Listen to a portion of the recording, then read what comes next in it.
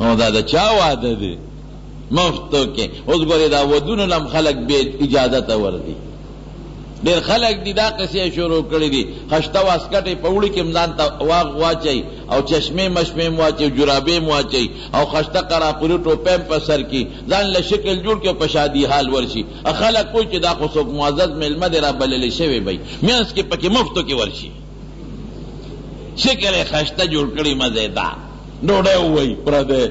وخت کې مخکې باندې جبه ووایي، جبه غوړه کړي او بار روځي، کور ته لاړ شي بیا جامې وباسي نورې بدلې. دا طریقه واردات دي دار چا کړ. نبی علیہ السلام فرمائی څوک چې بے دعوته پردی ډوډۍ له ورغی دخل سارقا وخرج مغیرا، غل ورننوته او ډاکو راووته. غل غلا له لاړ او ډاکې وواله، خېټه یې ډکه کړه، خېټه غوړه شو، واپس راغ. نو مګر چې پنجرې ته ګوري اوهو شادي حال کې خو ناشنا ډوډۍ ده، هغې ته خو شادي حال ښکاري او پکې ورننوځي سیبه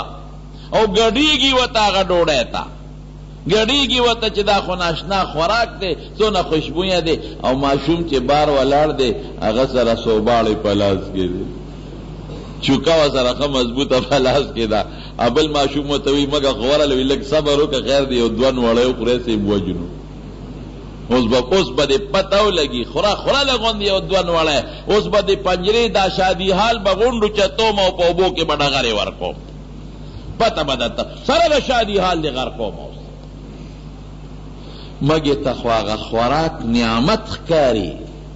چې ښه مزېداره پنجره کې راتاوې ځان دې په شادي حال کې، او چې دا کم ماشومان ورته په غاړه ولاړ دي هغوی ته نعمت ښکاري که غضب ورته ښکاري. دقه رنګې دې بدعملو ته او بېدینو ته چې خدای کم روزي ورکوي، چرګان او پولونه ورکوي، نو دوی ته خدا یو نعمت ښکاري. او فرشتې ورته چوکې لاس کې نیولې دي چې کله د نڅا وخېږي که نه نو بیا به د سره ګورو، پته به درته ولګي. او بعض انساني هغه چې سپي ته هم ډوډۍ کوي نو په عزت یې ورته ور واچوي، سپي له هم پی خوشته کي ډوډۍ پکې خوشته کي او هغه ورته ورکوي. نو بعض انسان له خدای نعمت په ښه طریقه ورکوي، د دنیا په دې رزق به نه نازېږي. نو ابراهیم علیه السلام راوست، شاه بالا الله خفه شو، زه ملامته کړم. وی څوک؟ وی رب ذوالجلال زما چې زه وله څونه کاله وشو ډوډۍ ورکوم، ابراهیم خفه دی کو. بوډا بابا په چغو په ژړا شو، اوهو واقعي زما رب په ما څونه مهربان او زه ورسره دشمني کوم. هغه ډوډۍ د پاسه بوډا بابا کلمه وی خدای مسلمان کړ. الله ډېر مهربانه ذات دی. نو دا لیلة الشب قدر د خدای د رحمت د ورېدو شپه ده، د خدای د رحمت د ورېدو. نو پکار دي چې په دې شپه مونږ رب ذوالجلال ته زاري وکړو، خدای ته وجاړو، خدای نه معافي وغواړو، الله ګناه معاف کوي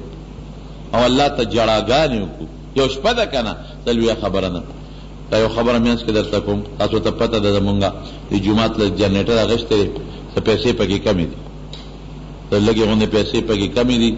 او زه خو تېره جمعه نه ومه چېرته کراچۍ ته تېرم او بهر کې په لږې پیسې پکې کمې دي، نو مهرباني وکړئ ته د اخلاص نه لږ تعاون وکړئ. ښه دې ګوره ستاسو ته الحمدلله پکې چالو دي، د قرآن ماشومانو ته پکې چالو دي، دارنګې چې کم درس ته حدیثو پکې کېږي هغوی ته به پکې چالو وی. ماشومان پکې سار ماښام سبق وایي، حافظ احمد قاري صاحب پکې ختمونه کوي، نو پکې چالو دي. نو ډېر لوی ثواب دی، اشتیا خبره ده، ډېر لوی اجر دی او ډېر لوی ثواب دی او د خدای کور دی. نو د زړه د اخلاص نه لګوندې دوستان مونږ ورې بار چندې مندې نه غواړو. ښه الحمدلله 2 مدرسې دي پکې، د پیغمبر مبارک د حدیثو علیه السلام او د قرآن شریف درسونه، او جمعه خو تاسو ته پته ده الحمدلله. نو تاسو دا مهرباني وکړئ مونږ بار نه چندې غواړو نه چاته وایو، د زړه د اخلاص نه لګوندې تعاون وکړئ، لګوندې څه قرضه پاتې ده د جنریټره چې هغه سسټم برابر شي. نو الله مهربانه ذات دی. دویم څه معلومه شوه؟ دویم دا معلومه شوه چې نبی کریم صلی الله علیه وسلم په خپل امت څونه مهربانه دی. حضور پاک امت سره څومره مینه لري او د امت دپاره څونه جړاګانې کوي. هغه شپه د خطرې شپه ده، د خطرې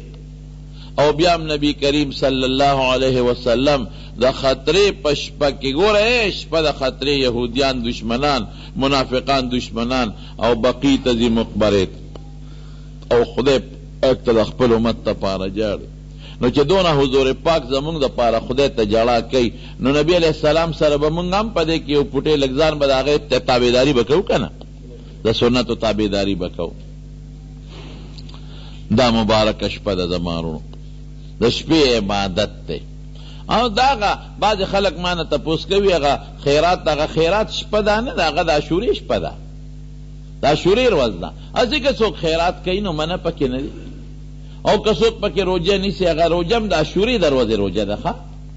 دې کې څه روجه څه لازمه خبره نه ده او نه پکې د روجې په حدیثو کې ذکر شته دې کې د شپې عبادت دی او که د ورځې څوک روجه نیسي نو منه نه ده ښه ورځ ده او ښه شپه ده که نیسي خو په حدیثو کې چې د روجې کم ذکر راغلی دی نو هغه د دې شپې ورځې نه دی هغه د عاشورې د ورځې دی او بچو له چې هغه د ډوډۍ د فراخه روزې ورکولو کومه ورځ ده نو هغه هم د عاشورې ورځ ده ښه ادا نه ده دې کې د شپې عبادت دی الله تعالی ته به زاري کې عبادت بکي حضرت عیسی علیه السلام یو ځل په لاره ته یو غر یې ولید ډېر لوړ غر نو ورته ودرېد حیران شو ورته چې خدای پاکه دا دومره لوی غر نو چې دې غر ته داسې وروخته نو د غر په دې څوکه دا څوکې لکه د منارې په شان اوچته وه او په هغې غر د پاسه یو تیږه نسکوره وه یو غټه تیږه پې د پاسه نسکوره پرته وه خدایه دومره لوی طاقت او خدایي دی دا دې لوړ غر ته وګوره او د پاسه دې تیږې ته وګوره چې په دې غر د پاسه نسکوره ده ناګهان زلزله راغله چې زلزله راغله هغه تیږه ترې لاندې را پرېوته اوس خدای ورته خپل قدرتونه ښیي چې تیږه لاندې را پرېوته دې وروخت ویې کتل یو غار و پکې هغه غار کې یو انسان لګیا دی او د الله عبادت کوي حیران شو چې خدای پاکه د انسان په دې غار کې ولاړ دی او د الله عبادت کوي نه ریا شته نه کبر شته نه څوک یې ویني او الله والا د خوراک انتظام په هغه غار کې دننه کړی دی الله خو بادشاه دی چې که نه په کاڼي کې دننه چینجي له خدای پاک ډوډۍ ورکوي او الله والا رزق ورکوي خوراک ورکوي حیران ورته ودرېد یا خدایه مونږ خو اکسیجن بند شو سړی مړ شو او ډوډۍ به کم دی او چای به کم دی اوبه به کم دی دا سوچ حضرت عیسی علیه السلام حیران ورته ودرېد دا سړي نه تپوس وکړو دا سړی ورته وکتل ویې خندل وی د کله نه دلته ولاړې د خدای عبادت ته وی 400 کاله وشو 400 سال بس دا خدای انتظام کړی دی اوبه هم راکوي او خوراک هم راکوي 400 سال لګیا دی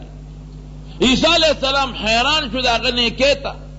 خدای 400 کاله دی دلته تا ته ولاړ دی نه غم شته چې چا سره وکړي نه خادي شته نه تپوس پوښتنه شته نه چاله تلل او راتلل شته نه ریا شته نه دې څوک خبرېږي خدای دا څونه تا ته نږدې دی او څونه بهترین عبادت کوي تا ته رب ذوالجلاله الله ورته څه فرمایي وی ای عیسی واقعي دا زما ډېر نیک بنده دی او زما عبادت کی 400 سال صرف په دې غار کې وشو نور هم کړی دی راته او ما هم پې فضل کړی دی دلته وله د خوراک او د هوا او د روزې بندوبست کوم لیکن دا ووره د آخر زمانې د پیغمبر امتی چې د شب قدر په شپه کې یوه شپه عبادت وکړي د هغې قیمت به د دې سړي د 400 کالو د عبادت نه زیاتي د خدای په دربار کې دا د الله څونه لوی فضل او کرم د خدای کم رحم ته مونږ ګورو د الله کم کرم ته مونږ ګورو زمارو دغه شپه کې دې میاشت کې ده نو په دې کې د رب العالمین عبادت وکړئ ښه نو شپه کله ده نو مونږ خو د میاشتې چا نه دي ویلې ځکه غالبا په هغه شپه کې ورېځې وې خو حکومت اعلان چې کم کړی دی نو هغه د چهارشنبې کړی دی د چهارشنبې په شپه باندې میاشت ختلې ده نو راتلونکې چهارشنبه 15مه جوړېږي د چهارشنبې شپه دا اعلان حکومت کړی دی ځکه چې بل چا څه نه دي ویلې دا میاشتې چې مونږ د نهي لیدلې ده او یا مونږ د ګل لیدلې ده اورېدلې مې دي، تحقیق راته نه دی معلوم چې سعودي کې هغوی د نهې د شپې اعلان کړی دی، د نهې د شپې اعلان یې کړی په سعودي کې. 18 تاریخ 18 د سره راته او چهارشنبه وه. نه نو لیدلې شوې ده نهې په شپه نه ده. نو تاسو لیدلې ده، صحیح ده. نو چې کومه شپه ولیدلی شي بس هغې له اعتباري، چې کومه ولیدلی شي هغې له اعتباري. په شریعت کې دا 2 شپه او 3 شپه نشته، دا په شریعت کې نشته. خو خیر 18 به وګورو که نه. 18 دا خو د ګل ورځ ده،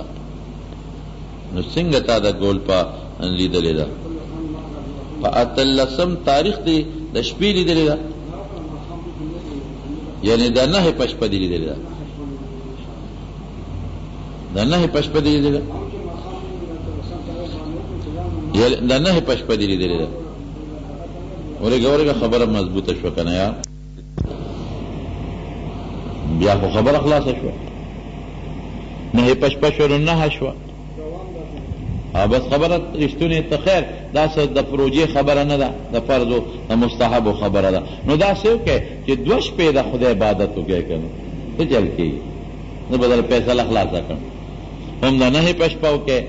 هم د چهارشنبې په شپه وکړئ، لا به الله خوشحاله شي.